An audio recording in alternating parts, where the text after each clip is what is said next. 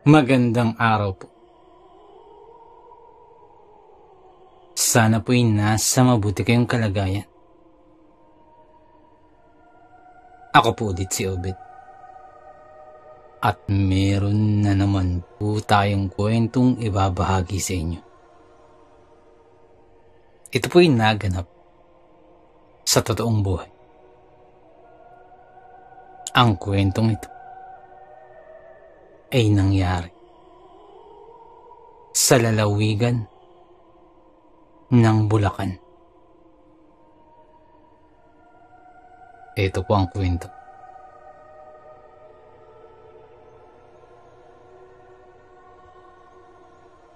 Tingnan mo yung paa. Maganda oh. Tingnan mo. May mga panipit. Ang ganda ng kaliskis. Mababa ang tahid. Ang haba ng bias.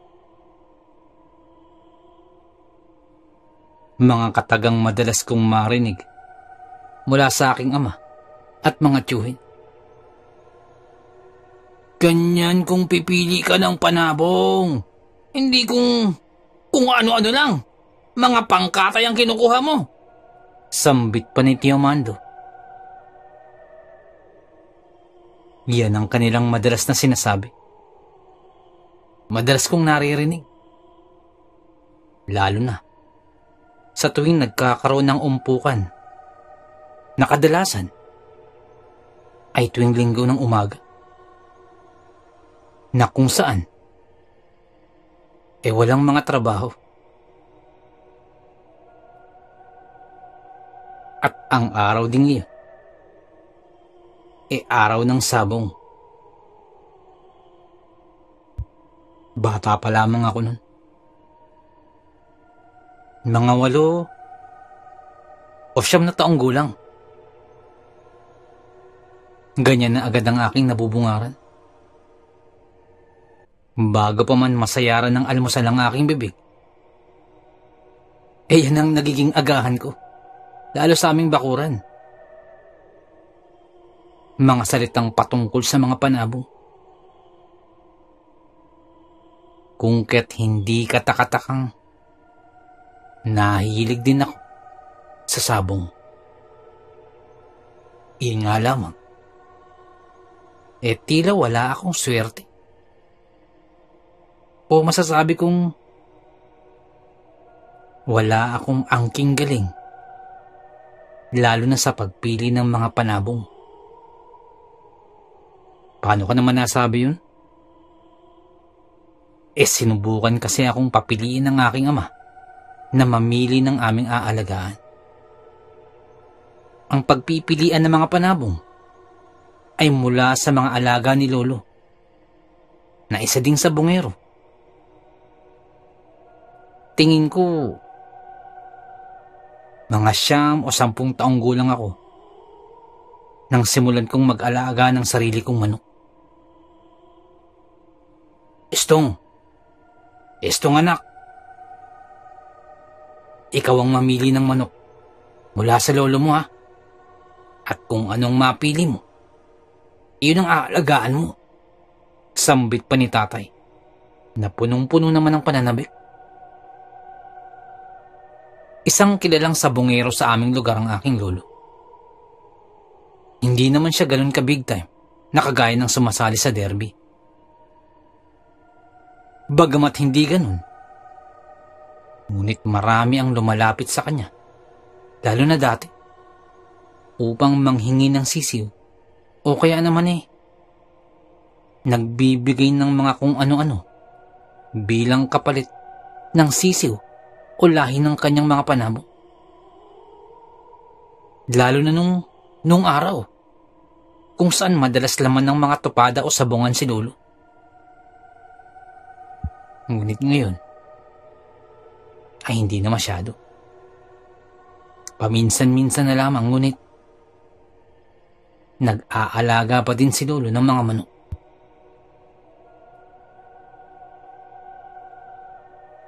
Pagkatungo kina lolo, ay agad naman kaming pinaunlakan. O sige, Estong! Mamili ka na. Kahit ano riyan. Basta, sa mga panabong ko lamang Sambit pa ni Lolo. Binulungan ako ni tatay. Estong, tandaan mo yung mga tinuro ko sa'yo Tandaan mo yung kaliskis. Yung maganda ang hatag ng mga kaliskis. Yung kulay. Yung tindig. Yung pwesto ng tahid. Tatandaan mo yan. Mga bilin pa sa akin ni tatay. Marami pang ibinulong si tatay. Kaya lamang, napakadami nito. At parang hindi na yun pumapasok sa aking kokote. Ngunit para lamang sa ikakapanatag ni tatay, ay tumangu-tangu na lamang ako. Pagkadating namin sa likod bahay nila Lolo, naroroon ang humigit kumulang nasa 50 manok. Sari-sari. May mga inahin, may mga panabong, at may mga sisiw pa. Nakita naman ako ng iba kong mga pinsan, kung kaya't nagsipagsunuran din ang mga ito sa amin. Pinapili na ako ni Lolo. Iniligid ko ang aking mga mata sa dami ng mga manok. Si tatay naman ay may mga itinuturo pa. Wala akong mapili. Nang bigla kong mamataan sa isang gilid ang kulay abuhin na isang panabo. Malaki ito. At talaga namang namimintog ang katawan. Bilog na bilog. Ang laki pa ng kanyang palong. Talagang nangingibabaw sa lahat. Bigla akong napasigaw. Ayun! Lo! Ayun ayun! Sambit ko. Pagkatingin ng aking mga pinsan, biglang sumambulat ang tawanan sa paligid.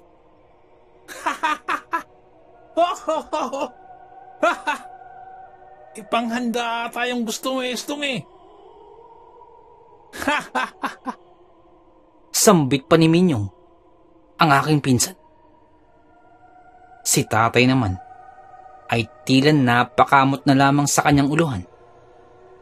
Si Lolo naman ay bahagyang napangiti. Estong, yan ba talagang gusto mo? Tanong pa ni tatay. Opo, tay. Yan po ang manok ko. Yan po ang gusto ko. Sambit ko. Napabuntong hininga na lamang si tatay. Hinawakan ako sa aking uluhan at saka kinusot-kusot ang magulo kong buhok. Ay, iyan ba ang gusto mo, Estong? Di sige. Kuhain mo na at iuwi mo na. Sambit na lamang ni Lolo. Nung marinig kong nagtatawanan ng aking mga pinsan. Ang laki nga ng manok, Ilang kilo kaya yan? Sambit pa ng mga pinsan ko. Ngunit para sa akin, ay ito ang aking panabong. Siya ang aking napili. Iba ang pakiramdam ko sa manok na to. Pakiramdam ko ay may hatid itong swerte. Hinayaan na lamang ako ni tatay na alagaan ko ang manok. At hindi niya pinigilan ang aking hilig.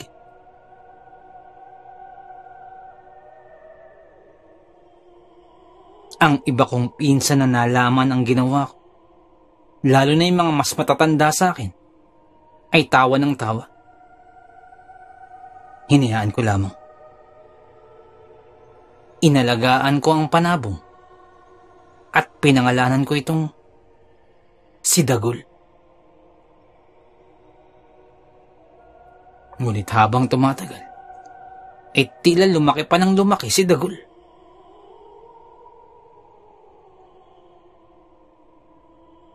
At tila napakalayo ito kumpara sa mga panabong ng mga kapatid ko at ng iba ko pang pinsan. Ibang-ibang itsura nito pagdating sa pagkilati sa mga panabong. Ngunit sa kabila ng mga patotsyada at pagtatawanan ng aking mga pinsan at iba pang mga kakilala, pinagpatuloy ko ang pag-aalaga kay Dagul. Hanggang sa maging ganap na itong isang tandang. Ang laki ng palong nito. Halos kasing laki na ng kanyang ulo. Isang araw ay nagtungo sa aming bahay ang isa kong pinsan, si Aping. Matanda siya sa akin ng 2 taon. Ngunit kagaya ko, ay nag-aalaga na rin siya ng manok. Mula sa aming bintana, ay naatanaw ko agad si Aping. At may bit-bit itong isang pulang manok. Isang tandang. Hindi pa nakakapasok sa aming bakuran, ay nakatingin na ito sa akin. At ibinibida ang kanyang tandang. Estong! Estong! Ito yung sinasabi ko sa'yo. Pangdayo tong panabong na to. Sigaw na ito. Agad-agad naman akong pumanaog at tiningnan. Pagkatingin ko, bahagyang maiksi pa ang tahid. Subalit, malaki-laki na ito. Ngunit napungusan na rin. O yung naalisan na ng palong. Kungket mukha na talagang panabong. Mukha ng panlaban. Yun ba yung sinasabi mong alaga mo? Tanong ko agad, habang papalapit sa kanya. Oo, kitang-kita mo naman. Pero bata pa ito. Ngunit magiging isang magaling na panabong ito.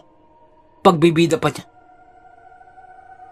Bagamat walang duda sa kanyang sinabi, ay hindi naman ako makakapayag na ganun-ganun na lamang sapagkat sa aking pakiwari ay mas higit na magaling ang aking manok na si Dagul. Napakanipis naman ang katawan ng manok mo. Paano mo masasabing magaling yan? Baka hindi naman yan umubra kay Dagul.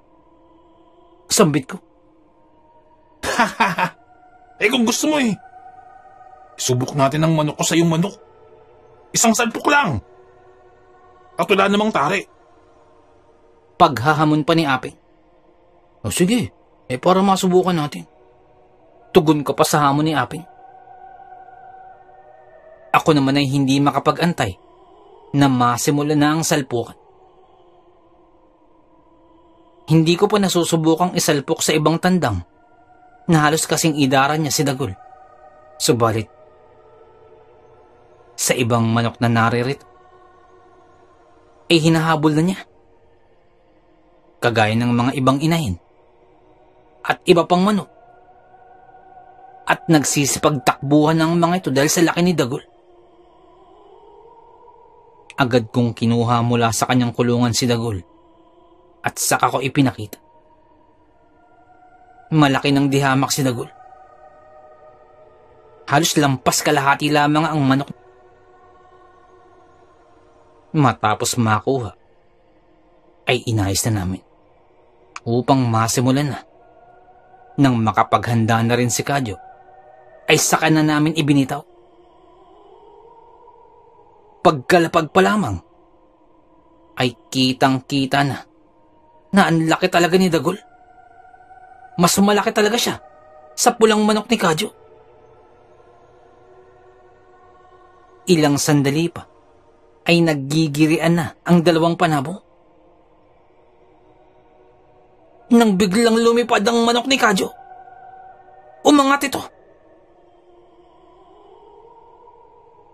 Sumabay din naman ang lipad si Dagol. Ngunit dahil sa laki nito at lapad, ay dinig na dinig ang paghampas ng kanyang mga pakpak.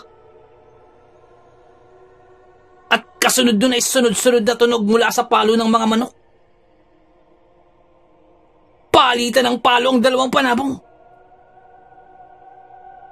Pagkalapag, ay biglang tumakbo si Dagol at nagpupuputak. Gulat na gulat ako. Biglang tumakbo ang alaga kong manok. Yung malaking tandang. Tawa naman ang tawa si Aping. At saka kinuha na niya ang kanyang pulang manok. Ako naman ay hindi makapaniwala. Sa laki ni Dagol, ay tumakbo ito. At kahit nakalayo na ng takbo, dinig na dinig ko pa din ang pagputak niya. Habang papalayo, na marahil ay nasaktan ito. Yan ang sinasabi ko sa'yo, Estong. Ang lahi ng manok mo ay malaki lamang. Pero hindi yan panlaban. Hindi yan pangdayo. Takbuhin yan. Sambit pa ni Aping, sabay tawa muli nito. Ako naman ay natulala na parang napahiya. Totoo nga, malaki ang aking manok, ngunit takbuhin. Ngunit dahil sa naging hilig ko na rin ang pag-aalaga ng manok, ay nag-alaga pa ulit ako ng iba pang manok. At nasundan pa yun ng isa pa. At isa pa.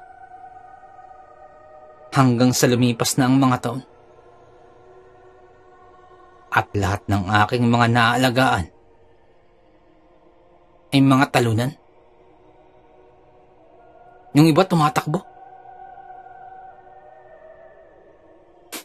Panay alaga lang yan si Estong. Pero mga pangkatay naman alaga niyan. Tawanan ng mga pinsan ko. Hindi naman kasi marunong mamili ng panabong yan eh. Hindi niya namana ang galing ni Lolo. Sambit pa ng iba naming pipinsanin. Sa kabila ng mga sinasabi ng mga pinsan ko, ay hindi pa rin ako nawawalan ng pag-asa. Makakahanap pa rin ako ng aking panabong na magiging mahusay. At magiging mahusay din akong mag-alaga ng panabong. Sambit ko sa aking sarili. Hanggang sa lumipas pa ang ilang taon.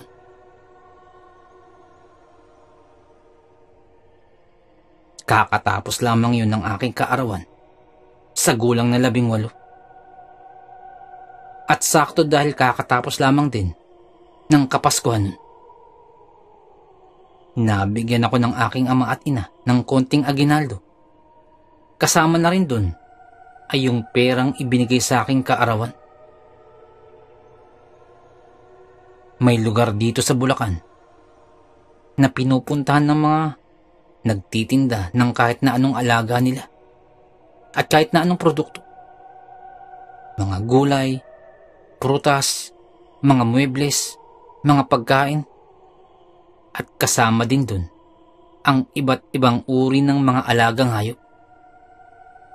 Mga baboy, baka, kambing, pabo, pato, pugo, at marami pang iba. At kabilang dun ang mga manok. Isinama ako ni Kuya sa may tungkong mangga. Hindi naman ito ganun kalayo sa amin. Ngunit maglalakad pa kami ng halos kalahating oras upang marating iyon. Mga taong 1978 yun. Nung panahon na yun, nilalakad lang namin yun. Bibihira pa ang bumabiyahing sasakyan nun sa aming lugar. May kalakihan din ang lugar na yun. Parang malaking open space. Yung pinagpupwestuhan ng mga nagtitinda ay wala nang masyadong talahib. Ngunit hindi ito kagaya ng isang palengke. Walang mga nakalagay na mga pwesto dun. Walang mga tindahan. Kumbaga mga tao lamang na nakatayo habang nagtitinda ng kani-kanilang mga produkto. Pagdating namin sa lugar na yun, ay marami ng tao. Sari-sari na ang mga itinitinda. E syempre, hindi mawawala ang mga suman na paborito ko. Bumili ako ng ilang piraso upang pasalubong sa aking mga magulang. Habang naglalakad-lakad sa paligid, ay nakita ko naman sa bandang gilid ang mga nakahilirang mga manok. Iba't ibang klase. May mga pangkatay. May mga native. At mayroong mga panabong. Yung mga tinatawag na Texas. Tila nagliwanag ang aking mga mata pagkakita nun. Muling nabalik sa akin ang hilig kong mag-alaga ng panabong. Nang maya-maya pa, ay napansin ako ng aking kuya. "Ano esto? Nakatingin ka na naman sa mga panabong ah." Tanong nito. Hindi ako sumasagot habang nakatuon lamang ang aking tingin sa mga panabong. "Eto, mukhang maganda to ah." Turo ni kuya dun sa isang manok na pula na parang isang mayahin. May pagkaberde pa ang paa. Nangingintab ang pulang balahibo nito. At mahahaba ang mga paa. Hinawakan ito ni kuya. Binuhat at saka hinimas-himas.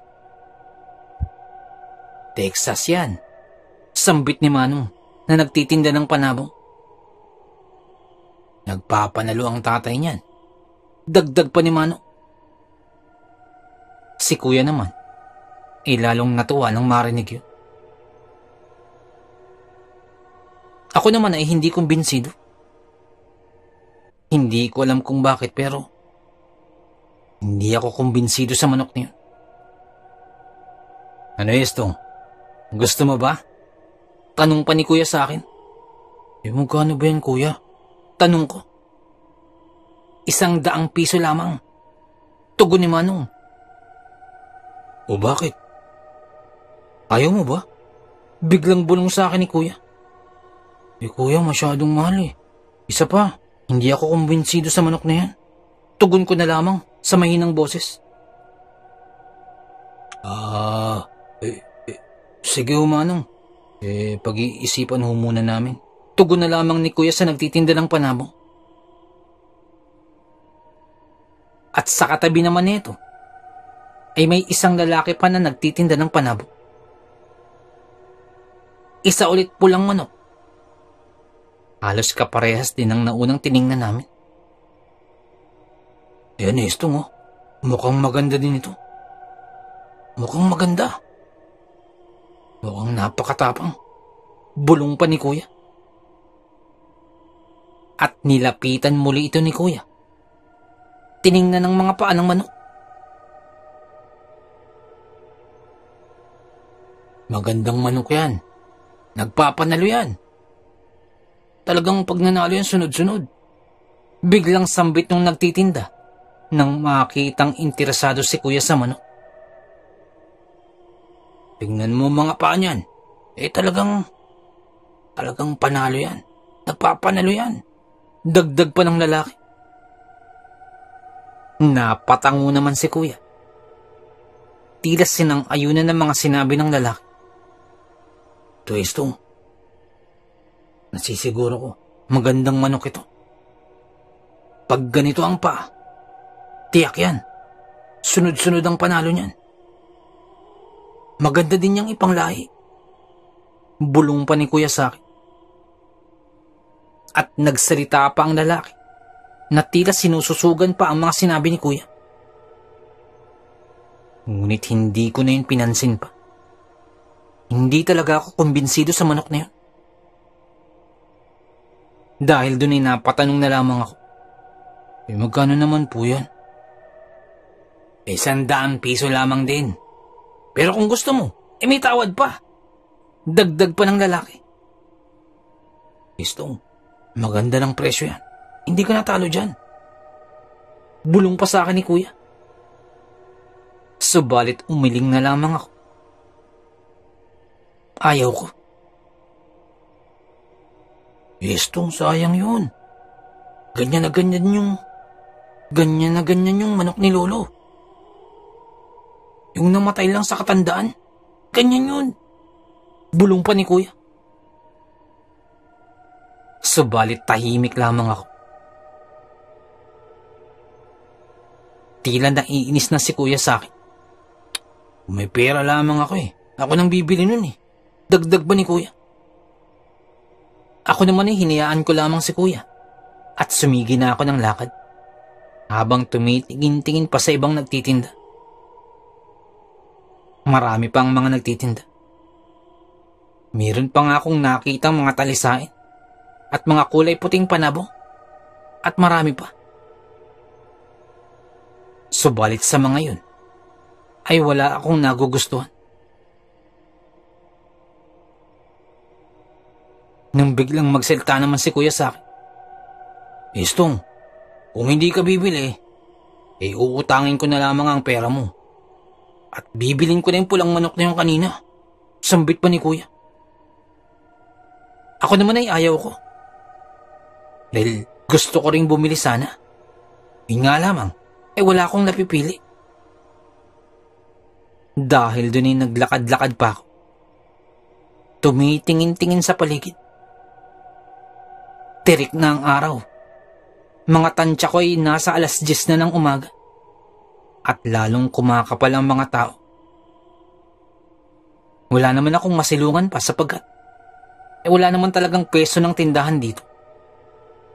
May mangilan-ngilan na puno, ngunit pawang nasa gilid ang mga ito. Dahil dun, ay nagtungo muna ako sa gilid. Nang mahagip ng aking paningin, ang isang matanda sa may tabi ng talahiban. Malapit ito sa puno ng akasya. Tinitingnan ko ito. At ni isa ay walang pumapansin sa matandang ito. Kung kaya't nilapitan ko ang matanda. Pagkalapit ko, ay nagsalita ang matanda.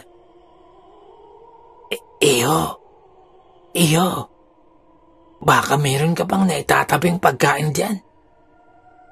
Baka pwede akong makahingi. Sambit ng matanda. Ayun po ba? Ito po. Pagdamutan niyo po ito. Sambit ko. At walang pag-aalinlangan kong inialok ang mga binili kong suman. Napansin ko din at tila uhaw na ang matanda. Dala na rin ang init ng umagang ito. Kung kaya ang naitabi kong palamig ay ibinigay ko din. Maraming salamat sa iyo, iho. Sambit ng matanda. Walang anuman o yun. Saan ho ba kayo? Saan ho kayo patungo niyan, lo? Tanong ko. Ang totoo niyan nagtungo ako dito upang magtinda sana. Upang kahit papano, magkaroon ako ng panggasta man lamang. Kahit pamasahe man lamang pauwi sa aming lugar. Sambit pa ng matanda. O ganun ho ba? Ano ho ba ang iyong itinitinda? Tanong ko, sapagkat wala naman akong nakita na itinitinda niya. Nang ilang sandali pa, ay mula sa kanyang bayong na may butas-butas, ay meron itong kinuha. At inilabas niya ang isang maliit na manok. Maliit pa ito. Para itong sisiw pa. Ano ho yung tinitinda nyo? Ano ho yung tinitinda nyo? Isa ho ba yung pugo? Tanong ko. Tumingin sa akin ang matanda at napangiti. Iyo, hindi yan pugo. Manok ito. Maliit pa lamang. Ngunit, isa itong panabong. Ngunit kinakailangan pa muna itong palakihin. Ngunit sinasabi ko sa iyo, magaling na panabong ito. Sambit pa ng matanda. Talaga ho ba? Tanong ko na lamang. Pero sa aking isip-isip, ay sa itsura lamang ng sisiw, parang nasa 1 buwan pa lamang ito o 2 buwan pa lamang. Mas malaki na ito mula sa kapipisa pa lamang ng sisiw. Subalit hindi pa ito ganap na manok. Ganun ho ba? Tugon ko na lamang. Iyo, bilhin mo na lamang. Kahit magkano lamang. Kailangan ko lamang ng panggasta. Sambit pa ng matanda. At dahil naman sa awa sa matanda, walang ano-ano'y pumayag ako. Sige ho. Pwede ho ba na 2 piso lamang ang aking ibigay? Kasi ho, yan lang ho ang perang meron ako ngayon Tugon ko. Napangiti muli ang matanda. Walang anuman, iyo. Walang anuman. Maraming salamat. Tugon nito. At kinuha ko ang pera mula sa aking bulsa. At saka iniabot ko ang 20 piso. Kapalit ng halos sisiw pa na manok. Maraming salamat, iyo. Aalagaan mo yung maigi yung manok na yan, ha? Sinasabi ko sa'yo. Magiging magaling yan na panabong. Sambit pa ng matanda. Ako naman, tinitingnan ko lamang ang matanda na halos napakunot pa ang aking noo. Nang maya-maya pa'y pinalapit pa ako ng matanda. Iyo, halika. Halika. May ibubulong ako sa'yo. Ako naman ay bahagyang yumuko. Iho, tatandaan mo lamang, ha. Huwag na huwag mo itong ilalaban sa isang alimbuyugin. Kahit anong manok mo ilaban, huwag lamang sa alimbuyugin. Bulong ng matanda. Ako naman ay bahagyang nagtaka. Bakit naman ho? Tanong ko. Ngunit ngiti lamang ang iginanti ng matanda. Magtatanong pa sana ako nang bigla kong marinig na tinatabag ako ng aking kuya. Estong! Estong! Saan ka ba napunta? Tanong ni kuya. Tila naiinis na tanong sa akin.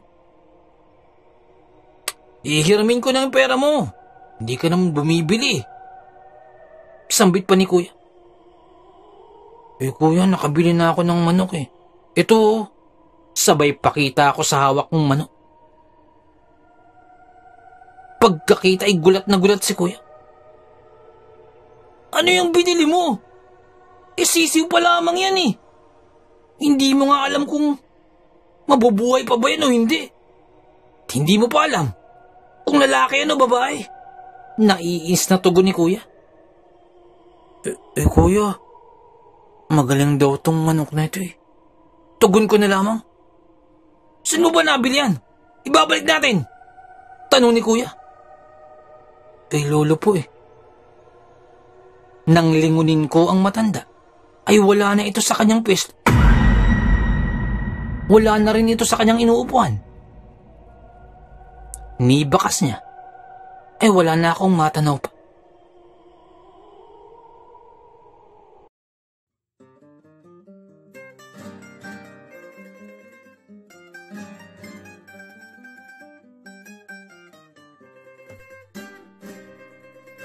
Nais ko lamang pong magpasalamat sa lahat po ng sumusuporta sa ating channel, sa lahat po ng ating mga subscribers, sa lahat po ng ating mga listeners, mga silent listeners po, mga OFW listeners mula po sa iba't ibang panig ng mundo. Maraming salamat po sa pagsuporta po sa ating channel.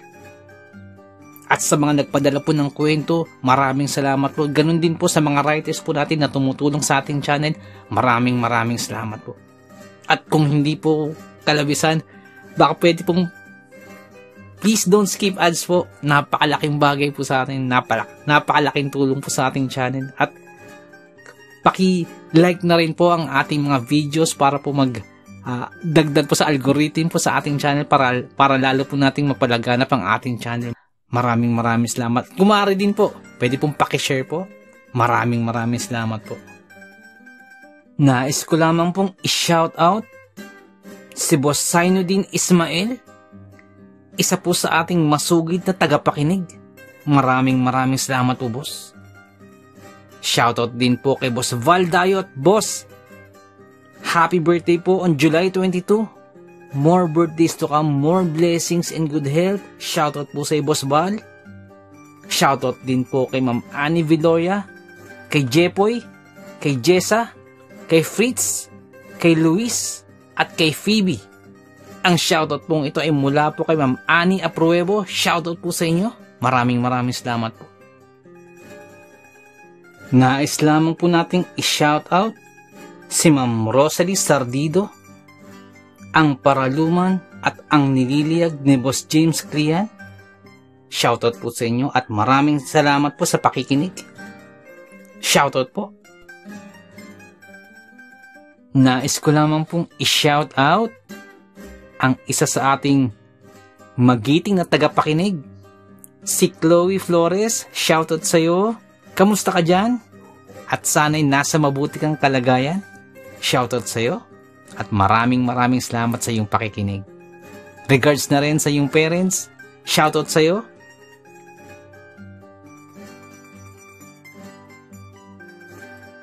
Nais ko lamang pong i-shoutout si Ma'am Joy Iglea. Ma'am, shoutout po. Maraming salamat po sa muling pagbisita sa ating channel. Salamat po sa pakikinig. Shoutout din po kay Boss Good Vibes PH from Taiwan. Boss, shoutout po sa inyo. Ingat po kayo dyan palagi sa Taiwan. At maraming salamat po sa pakikinig. Shoutout. Nais ko lamang pong i-shoutout si Boss Leonsky Gibe, dyan po sa may Barangay Bula, Tiaong, Quezon. Shoutout po sa iyo, boss. Maraming salamat po sa pakikinig. Nais kong i-shoutout si Boss Beshing 6045. Boss, shoutout po. Maraming salamat sa pakikinig. Shoutout din po kay Boss Marlon Paro. Maraming salamat po. Shoutout din po sa ating tahimik na tagapakinig mula sa Darasa, Tanawan City, Batangas. Pa-shoutout din po kina Elijah Bryce, Boss Alia, Briel, at Olivia Norin, Eliza Dankalan. At shoutout din po sa wife po ni Boss Benji na si Ma'am Maylin Dankalan. Shoutout po sa inyo. Ang shoutout pong ito ay mula po kay Boss Benji. Shoutout po. Shoutout din po kay Boss Edwin Villena, dyan po sa may Alabang, Muntinlupa City. Shoutout po. Shoutout din po kay Boss Deding Meral. Shoutout po sa inyo. Shoutout din po sa mga taga-barangay Banban, Pekino, Kalinog, Iloilo. Shoutout din po kay Jepoy, kay Jessa, at kay Fritz. Ang shoutout po ito ay mula po kay Ma'am Annabeth Apruebo. Shoutout po sa inyo. Shoutout din po kay Boss Bulag na Anghel. Boss, shoutout po. Maraming salamat po. Nais ko lamang pong i-shoutout si Boss Ruel Verano, dyan po sa may Cebu. Shoutout po sa inyo, boss. Shoutout din po kay Lola Cording ng Suha, San Teodoro, Oriental, Mindoro. Shoutout po sa inyo dyan. Ang shoutout pong ito ay mula po kay Boss Andy Galoso. Shoutout po. Nais ko lamang pong i-shoutout si Boss Sol Luna. Boss, shoutout po. Maraming salamat po sa pag-share po sa ating kwento. Salamat po, boss. At shoutout din po kay Boss Dipred. Boss, maraming salamat po. At kung may time po kayo, bisita lang po sa channel po ni Boss Dipred. Dipred Mystery Files. Magaganda po ang kwento ni Boss Dipred. May time po kayo, bisita lang po sa channel po niya. Shoutout po sa inyo. Nais ko lamang pong i-shoutout ang mga taga Vesta Grande, Barangay Santa Cruz, Antipolo City. At sa Marcos family, shoutout po from Boss Fernando Marcos. Shoutout po sa inyo, maraming salamat po. Shoutout din po kay Boss Jason Moslares. Shoutout po sa iyo, boss.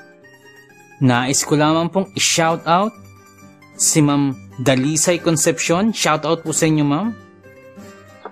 Nais ko lamang pong i-shoutout si Boss Jimmy Kua.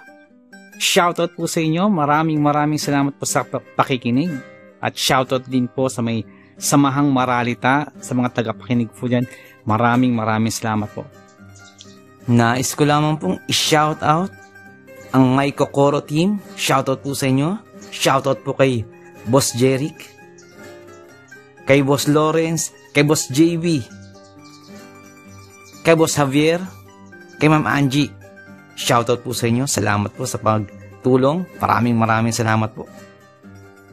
Shoutout din po kay Kuya Gio ng Muntinlupa. Shoutout po.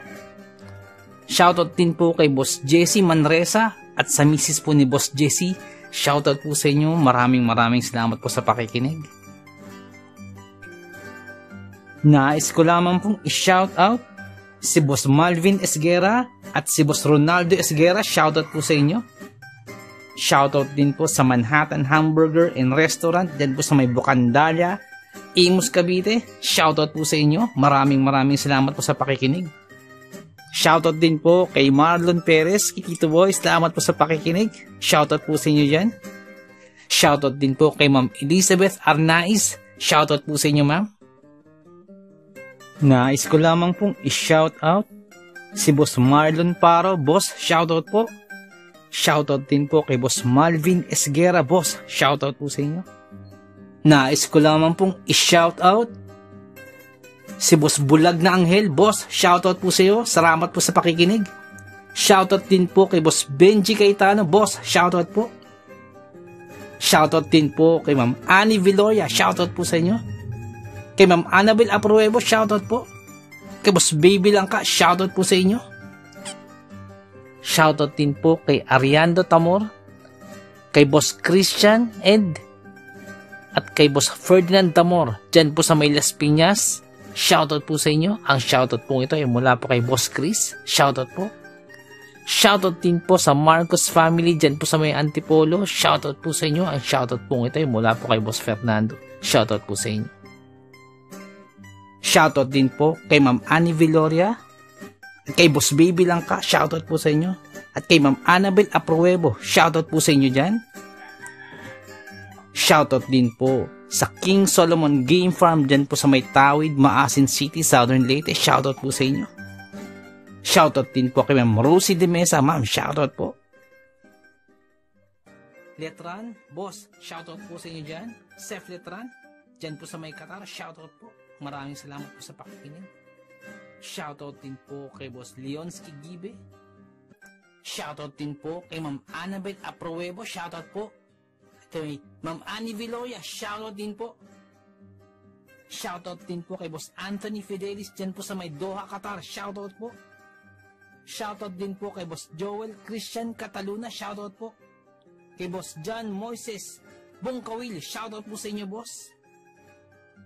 Shoutout din po sa King Solomon Game Farm, dyan po sa may Tawid, Maasin City, Southern Leyte. Shoutout po. Shoutout din po kay Ma'am Feli Raimundo Rivera. Shoutout po. Shoutout din po kay Boss Real Mix Vlogs.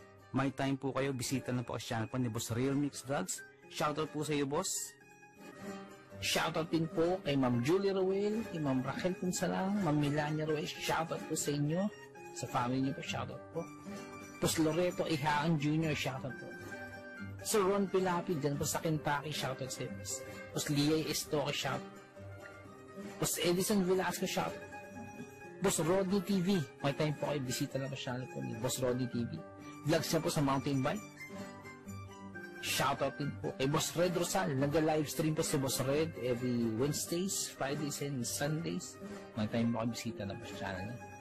Boss Lady B, 73 dyan po sa Texas, shoutout po.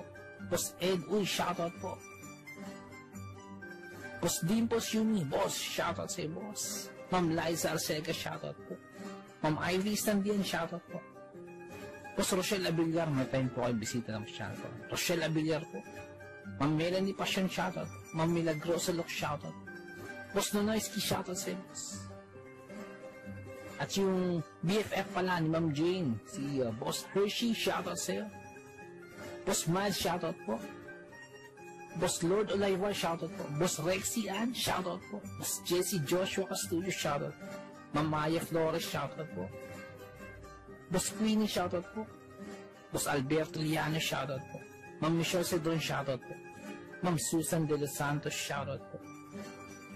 Boss Ron and Ma'am Lenny Fee, shoutout po sa inyo. Sir Reynaldo Silong, shoutout po. Ma'am Charlene Gumansing, shoutout po. Boss Psychic Scorpio, shoutout po. Ma'am Marianita FL, shoutout po. Boss James Channel, may time po kayo bisita na po channel po ni Boss James. Ma'am Maribel Salcedo, shoutout po. Boss Vinci Mayo, boss, shoutout po.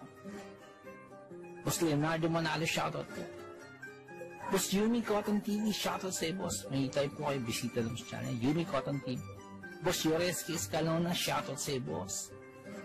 Boss Jopay Bertuto, boss, shoutout sa iyo. Ate Peng, shoutout po. Ma'am Elaine Almera, shoutout po. Boss Supremo Proxky, dyan po sa Cavite, shoutout sa iyo, boss.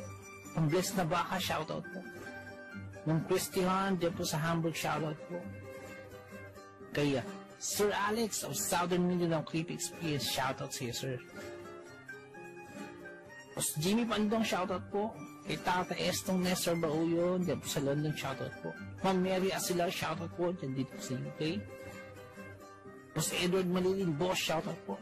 Boss Raymond Glover, shoutout sa iyo, boss. Ma'am Eliza Miguel, shoutout po. Shoutout po kay Boss Ricky Gonzalez, kay Boss Bobby, kay Ma'am Milagros Gonzalez, kay Sir Romeo, shoutout po sa inyo. Boss Sai 1986 Vlog, may time po kayo bisita ng channel, Sai 1986 Vlog. Boss Young's Life, shoutout. Boss Russell Ferreira, shoutout. Boss M's Luck, shoutout. Miss Jabel, shoutout po. Boss Choji D, shoutout. Ma'am Liza Arcega, shoutout po. Ma'am Selena Rawato, shoutout po. Boss Francis Maula, shoutout po. Boss Stacy Vlog, dyan po sa Spain, shoutout po. Boss Mary Tales, may time po kayo bisita ng channel po ng Boss Mary Tales. Ma'am Mirna Buo, shoutout po. Boss Kamandag Pigeon TV, mahilig po sa kalapati, bisita po sa channel po ni Boss Kamandag Pigeon TV. Ganun po kay Boss Titan Love TV. Boss Diggy and George, mahilig po sa bedtime stories, bisita lang po sa channel po nila. Boss Horseshoe TV, mga vlogs po nila sa Japan, bisita lang po sa channel. Boss J Palo, shoutout. Boss Pedro Tampo, shoutout po. Ma'am Maria Lizel Barro, shoutout. Ma'am Aubrey Delgado, shoutout sa iyo, sa family po, sa husband niyo po. Boss Camilo Aroy, boss, shoutout sa iyo dyan, sa mga taga Southern Leyte.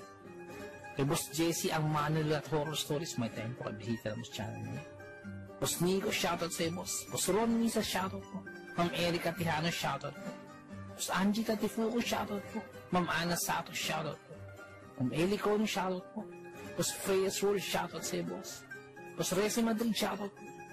Lutong Bahay ni Ming, shoutout po. Boss Wency 666, shoutout po. Boss John Reynald Zacati, boss, shoutout. Kay Ma'am Lea Velasquez, shoutout po. Kay Ma'am Shirley Carillo, shoutout po. Sa mga hindi po nabanggit, pasensya po, bawi po ako next time. Kung naibigan po ninyo ang ating kwento, pakihit lang po ang like button, pati din po subscribe. Pakiclick na rin po ang notification bell para updated po tayo sa ating mga kwento. Kung may nais po kayong sabihin, pakiiwan lang po sa ating comment section. Maraming salamat.